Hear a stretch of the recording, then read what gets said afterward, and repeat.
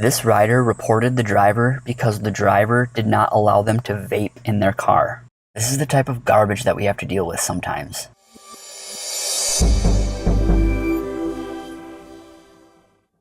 All right, before we get into today's video, just want to say special thanks to Para and the Gig Driver Forum, where it is the one and only community chat forum for multi-apping is the talk of the town.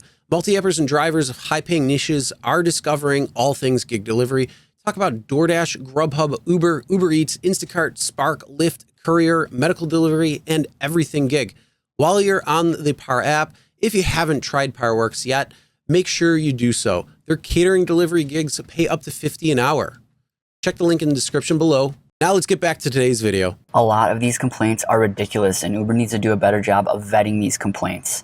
Of course, vaping and smoking are not allowed in the car. That's against community guidelines. I personally have had a handful of passengers request if they can vape in my car. I politely tell them, no, please do not vape in my car, and they do comply, even though they should never ask me that in the first place. You can wait 15 minutes to vape. You don't have to vape in my car. Don't ask that question in the first place. Now, what are the types of requests you should deny every time? Of course, smoking and vaping, alcohol or drug use, these are all against community guidelines. You should not allow these in your vehicle. Everyone knows this. Passengers should know it. Of course, drivers know it. Another passenger request you should deny is if you show up to the pickup location and they have too many people. You have 4 seats for them. If there's 5 people and they ask if they can fit a 5th person, that is against the law. There's not another seatbelt for that person. So you should tell them that they need to re-request a ride, and then you can cancel that ride and choose too many riders as the reason. Another passenger request that you should deny: if you show up at the pickup location, the passenger comes out with a young child, and they don't have a car seat.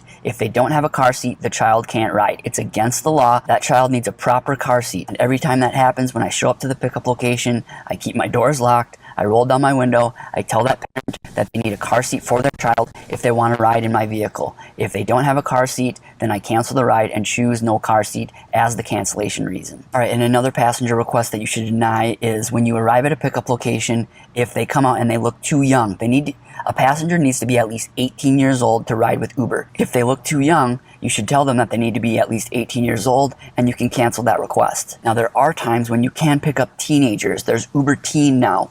So riders from age 13 to 17 can ride with you if their parents have created an Uber Teen account for them underneath that parent account. Parents can request these Uber Teen rides for their teenager, and it will show up in the app as Uber Teen, so you will know that the request is for a teenager. All right, now requests that you could comply with, but you don't have to. It is your vehicle. If a passenger requests to eat or drink in your vehicle, you can allow them to, but it is your vehicle. You can tell them, no, please do not eat or drink in my vehicle. Also, if they do want to add a stop, you do not have to stop for them if they have not officially added a stop in the app.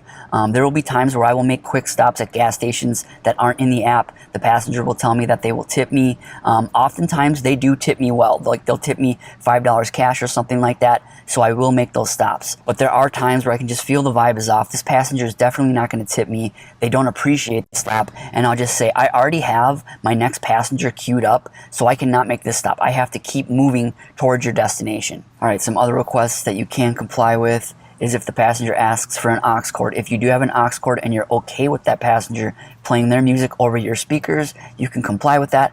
I personally don't like it. I don't want their music playing over my speakers, so I always say I don't have an aux cord. And if they ask you to turn on the radio, you can comply with that. You don't have to. I oftentimes will turn on the radio for passengers if they request to. My issue with it is I like silent rides. I don't like to have my radio on. So if a passenger wants to listen to music, bring headphones. It's a simple thing to do. Just bring headphones.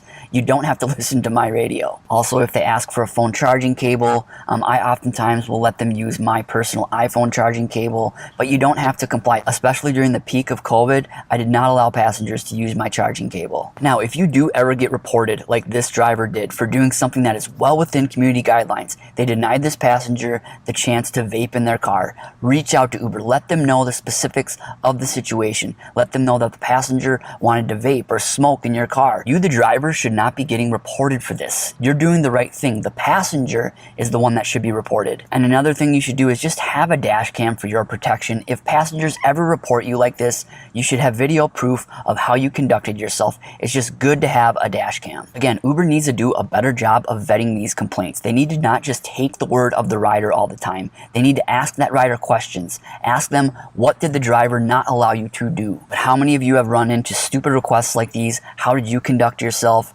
Leave a comment below and let us know. Again, if this ever does happen to you where you're denying passengers of a request that shouldn't be allowed in your vehicle and you are reported, be sure to be proactive, reach out to Uber and let them know the specifics of the situation. Thanks again for watching and drive safe. Thanks.